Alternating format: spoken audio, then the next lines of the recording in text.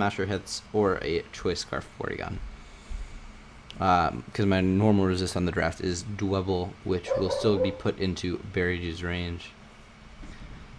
And I was like, yeah, he's 100% leading Elekid. I figured that was like his 100% lead. So I led with my Sandy Gas. Sorry if you can hear my dog in the background. He's very excited. He sees someone. But I lead this, and I was contemplating Rocks, but I figured Earth Power would ultimately be a better play because Sandshrew a very good spinner here and has knockoff to dissuade my spin blocking attempts. So I will Earth Power and get a hefty chunk off on this Inkay. And then I can easily, there's a very easy Inkay swap into my Stunky. I'm fine getting knocked off. I feel like Stunky had my sort of most disposable item this week. Life Orb was nice, but it wasn't needed. Yeah. So he gets that knockoff off. And that's a lot of damage because that is a critical hit. Now here's where Pursuit would have been nice. I believe Stunky got Pursuit in Old Gens, but does not here.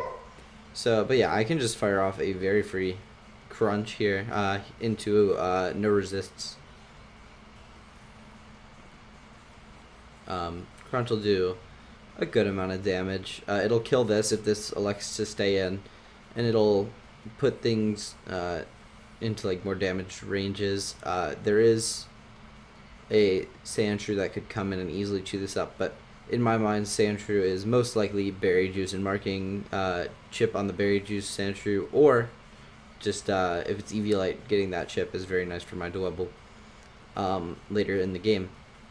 But yeah, I get the Crunch off onto the Trubbish, which reveals to be Berry Juice, back to full, and so now I predict a Recycle here, and I figure this is a good time to get in my Ponyta. It's a very nice offensive piece for me this week, and getting it in as much as possible will be important for my game plan.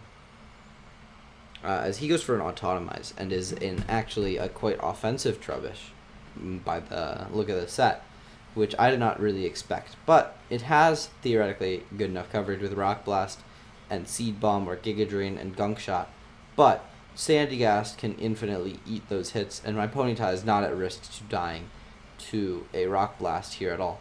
I think I probably should have gone for a Will-O-Wisp, but clicking High Horsepower was also fine, because I didn't really know what was coming out. But yeah, we take Chip on our Ponyta, and then we can get off a High Horsepower, and look at that, that's fantastic damage. From the looks of that, that's about exactly 90%. And now I can go into my Sandygast. I will easily take a Seed Bomb. It'll do like nothing to me, and I have Berry Juice too to go back to full if it does enough to me somehow.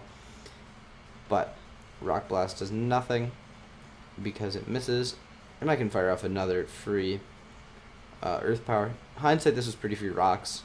There's no reason not to Rocks up there, but I just get off this nice and free Earth Power. And that is our first kill of this season. We get Earth Power off on the Trubbish, and then he's kind of forced back into this Inkay, which again gives me Stunky.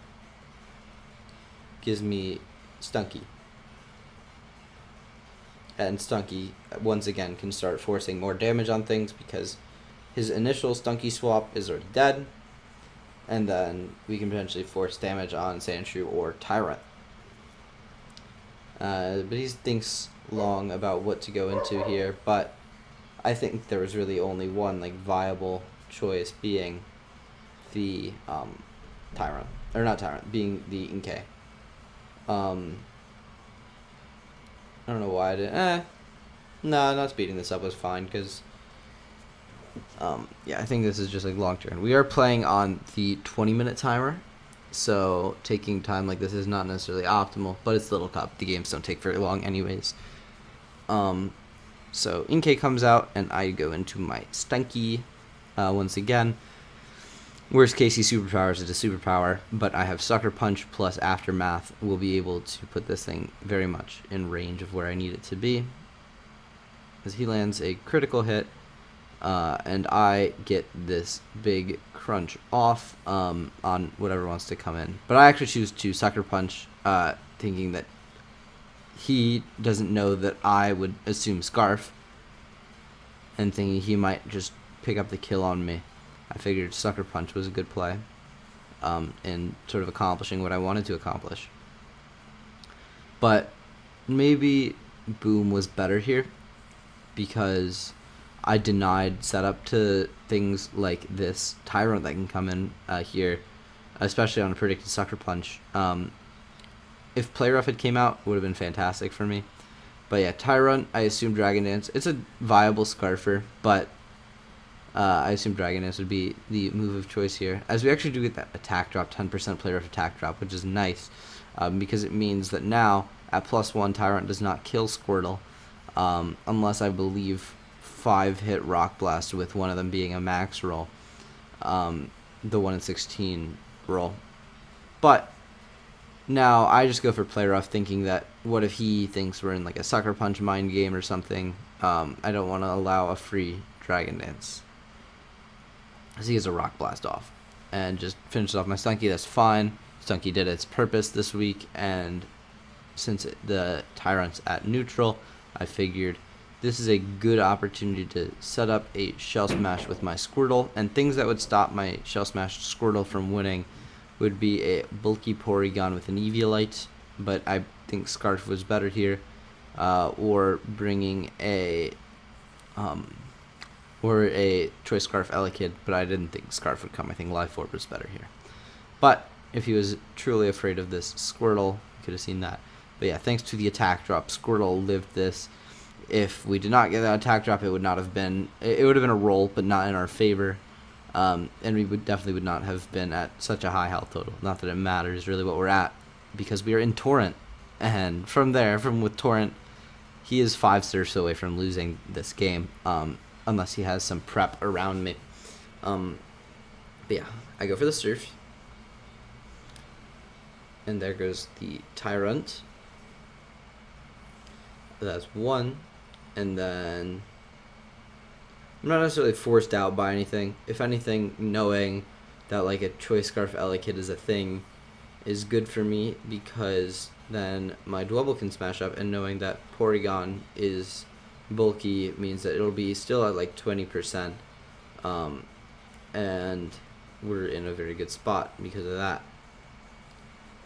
But as you guys will come to find out, you may have already assumed by the thumbnail of this video, Elekid comes in, and I think about Choice Scarf, but no. I think about Focus Sash, but no. Elekid gets taken down, which is beautiful. Sandshrew comes in, and this is when I know that he's not bulky Porygon. Because Surf comes out and you wouldn't go Sandshrew first unless you had 0 hope of winning. Down goes the Sandshrew. And then we're just a few Surfs away. Porygon comes out. Porygon is very scary in Little Cup. Especially, I did not draft a fighting type. So, Porygon, in theory, had its way with me. If it was just like a bulky agility set, I could have been screwed here. But I had Dwebble at Sturdy with no rocks up, so I wasn't like ever at risk to losing to that here. And he also was just not that set. And Torrent boosted Surf will cleanly one-hit KO this Choice Scarf Porygon.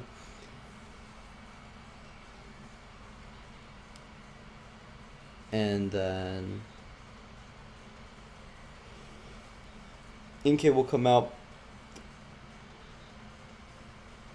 Sorry, I'm tired. I'm recording this early morning for some reason, but Inkay will get surfed, and then that's the game.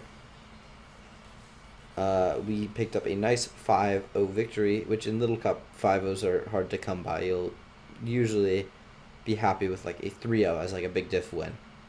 So yeah, taking a 5-0 early on in the season is fantastic for us, and yeah, hope you guys enjoyed Little Cup. 1 second. Black screen, I don't know why. Okay, just for that. But yeah, I hope you guys enjoyed week 1 of Little Cup for the Squirtle sweep, and yeah, stay tuned for our entire 8-week plus playoff Little Cup season as a Galar Dex Little Cup send-off. But yeah, Hope you guys enjoyed, and yeah, until next time, Jesse504 out. Peace.